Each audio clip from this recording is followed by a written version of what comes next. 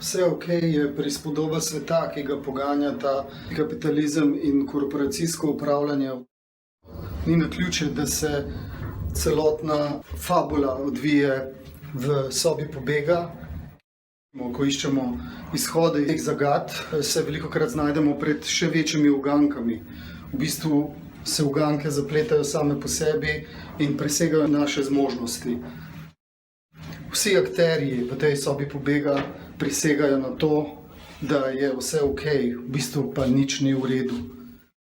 Vsi se zelo trudijo, da bi dali videz, da sodelujejo na polno, v mislih so drugje in v tej svoji nesrečni odsotnosti storijo toliko napak, da se izkristalizira ves nabor nesporazumov in problemov, ki poganjajo predstavo.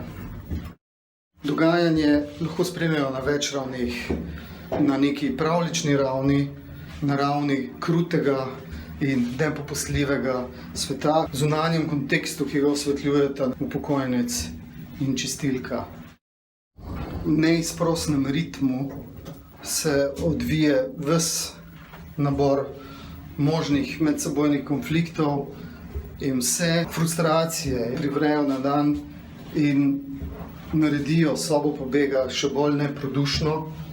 In čeprav se ta avantura nekega podjetja, v katerem skušajo zgraditi odnose, pa jih v bistvu razrušijo, ti akterji ostanejo ujeti v sobi pobega in jo odnesejo s sabo.